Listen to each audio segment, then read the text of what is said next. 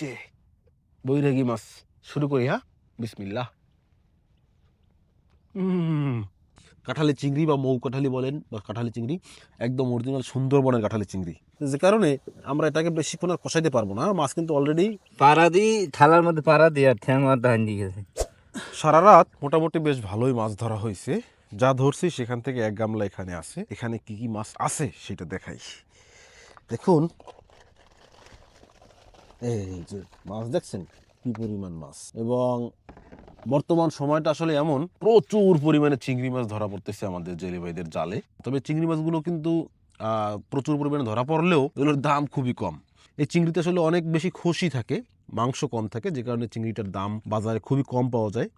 আমরা হচ্ছে জেলে ভাইরা যে মাছগুলো ধরছে সেখান থেকে জাস্ট আমাদেরকে খাওয়ার জন্য হচ্ছে এক গামলা মাছ দিছে। তো এখন যেটা ভাবছি সেটা হচ্ছে এই যে মাছগুলো আমরা ধরে আনলাম এবং এখানে যে মাছগুলো আছে এগুলো দিয়া আমাদের সকালের নাস্তা করা হবে। তবে এতগুলো মাছ তো আসলে সব আমরা সকালে 3 জন মানুষ খেতে পারবো না। আমাদের বাড়িতে মাত্র 3 জন লোক। দেখছেন তপসী মাছটার সাইজ দেখেন। এই যে ভাটা মাছ, এই যে পার্শে মাছ, পার্শে মাছটা কিন্তু দারুণ। এত বড় সাইজের পার্শে মাছ পাওয়াটা অবশ্যই ভাগ্যের ব্যাপার। মুখ নড়তেছে, মাছের নিজ নড়তেছে, দারুণ না? এই ট্যাংরা মাছগুলো অনেক স্বাদের, অনেক মজার মাছ। কাঁঠালি চিংড়ি বা মৌ কাঁঠালি বলেন বা কাঁঠালি চিংড়ি, একদম অরিজিনাল সুন্দরবনের কাঁঠালি চিংড়ি। এখন এই যে এতগুলো চিংড়ি, হ্যাঁ, এগুলো তো জেলেরা আমাদেরকে খেতে দিয়ে গেল, কিন্তু আমরা তো এতগুলো চিংড়ি মাছ আসলে কোনোভাবেই কুটে প্রসেস করে খাওয়াটা আমাদের জন্য একটু কষ্টকর হয়ে যাবে। এতগুলো চিংড়ি মাছ যদি আপনি পাইতেন তাহলে কি করতেন, কি কি রেসিপি করতেন আপনি একটু দ্রুত করে কমেন্ট করে জানাই দেন। আর আমরা এই যে মাছগুলো ধরলাম, এই মাছগুলো কিভাবে ধরলাম সেটা দেখবেন না? চলুন তাহলে দেখে আসি।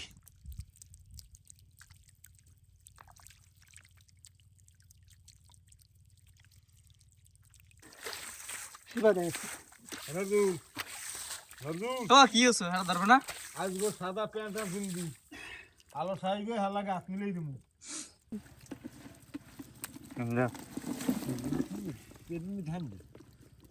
এর মধ্যে ঘরে তো কালকে জানটা বাইরেই গেছে।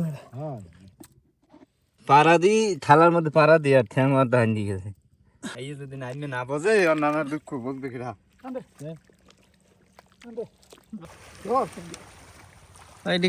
দোয়াটা করা লাগবে না? ধর ধর ধর ধর ধর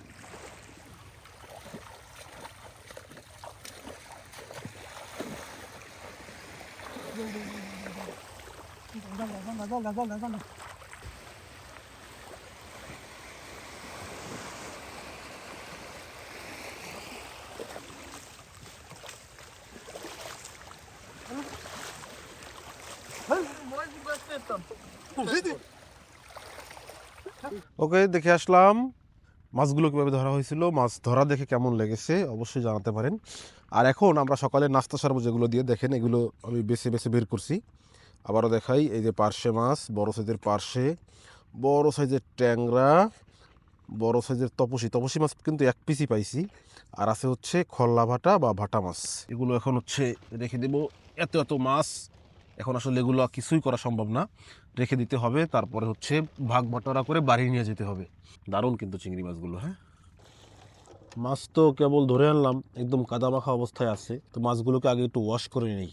এখানে হচ্ছে এগুলো আছে আর এইগুলো হচ্ছে রয়ে যাবে। মোটামুটি এক গামলা চিংড়ি মাছ পানি দেওয়ার পরে মাছের কালার কিন্তু বের হইতেছে আস্তে আস্তে। ওকে, এই যে আমাদের মাছ কিন্তু ওয়াশ হয়ে গেছে, দেখেন একদম নাড়াচাড়া দিয়ে উঠছে মাছগুলো। হ্যাঁ, প্রথমেই ধরলাম হচ্ছে একটা বাটা মাছ বা খল্লা বাটা। এই এক বাবু আছে, সে এখনো সাঁতার কাটতে চায়। আমি যাহা শুনতে পাচ্ছি আপনারা কি তাহা শুনতে পাচ্ছেন?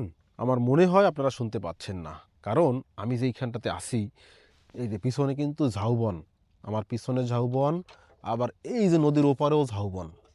এবং এখানে এই ঝাউবনের সব থেকে বড় বৈশিষ্ট্য কি জানেন? ঝাউ গাছের সাথে যখন বাতাসটা লাগে তখন কিন্তু শো শো করে একটা শব্দ আসে। আপনারা যারা কক্সবাজার গেছেন কিংবা কুয়াকাটা ঝাউবনে গেছেন তারা হয়তো বা জানেন বা আইডিয়া আছে। তো এখানে কিন্তু আমরা সেই শো শো শব্দটা শুনতেছি, যদিও আমার মাইক্রোফোনে হয়তো বা ওই শব্দটা প্রপারলি টানতে পারতেছে না, হয়তো আপনারা শুনতেছেন না, বাট এই জায়গাটা মানে দারুণ একটা জায়গা। আর এদিকে আমাদের মাছ কোটা এবং ধোয়া কিন্তু অলমোস্ট শেষের দিকে।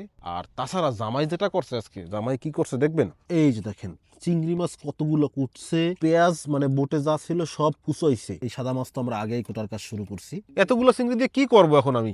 আজকে চিংড়ি মাছ খাবো। হ্যাঁ, চিংড়ি মাছ খাইবেন মানে বিষয়টা হয়েছে এমন যে আপনারা চিংড়ি মাছ দিয়ে খান হচ্ছে তরকারি রান্না করে, আর আমরা চিংড়ি মাছ দিয়ে ওই সাদা মাছ রান্না করে খাবো, পার্শে মাছ আর ট্যাংরা মাছ রান্না করে খাবো চিংড়ি মাছ দিয়ে। এখন আমার তো এখানে আসলে 2 আইটেম করার সুযোগ নয়, কারণ এক আইটেমই রান্না করে খাইতে পারি না, সেই সময় পাই না, সেই সুযোগ হয় না। 2 আইটেম রান্না করি কখন, যদিও পেঁয়াজ দিয়ে হচ্ছে চিংড়ি মাছটাকে ভুনো করতে পারলে ভালো হইতো এবং সাদা মাছগুলোকে হচ্ছে ঝোল রান্না করতে পারলে, কিন্তু সেই সময়টা নাই হাতে, দ্রুত করে করতে হবে, একসাথেই করতে হবে, যে কারণে চিংড়ি মাছ, পার্শে মাছ, ভাটা মাছ, ট্যাংরা মাছ আর হচ্ছে তপসী মাছ আর পেঁয়াজ এগুলো সব একসাথে রান্না হবে।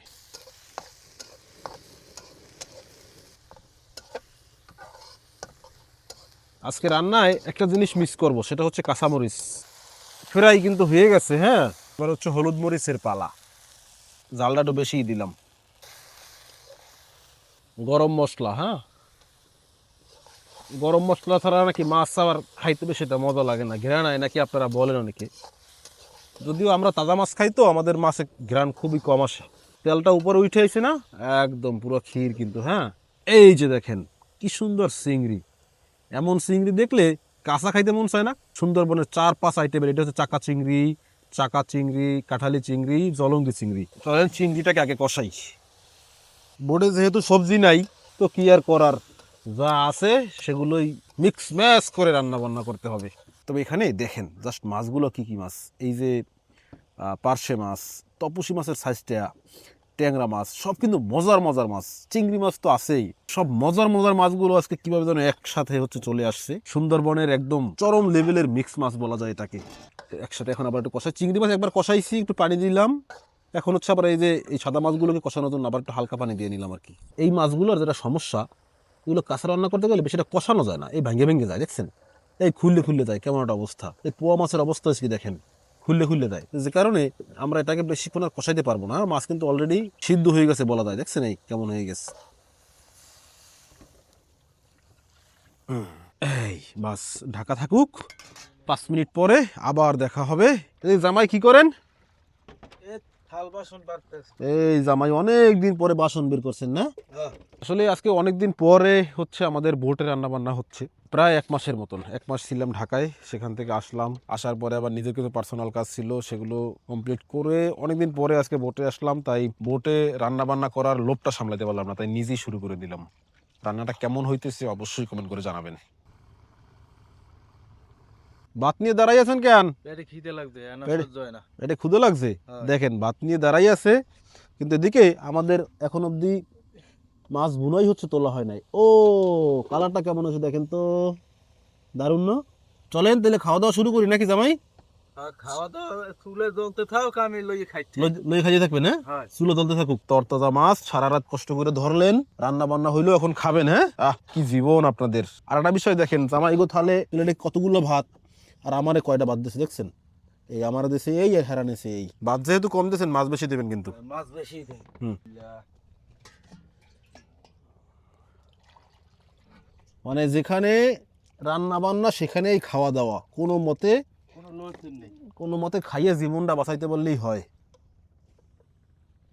ওইসে জামাই দেন, যা হয়েছে দেন। বৈরাগী মাছ উঠছে, এই যে বৈরাগী মাছ। শুরু করি, হ্যাঁ, বিসমিল্লাহ। বৈরাগী মাছ খেতে ভারী মজা, ভারী স্বাদ, কি যেন অমৃত। এই যে দেখেন দেখেন দেখেন দেখেন দেখেন, এটা কি জানেন?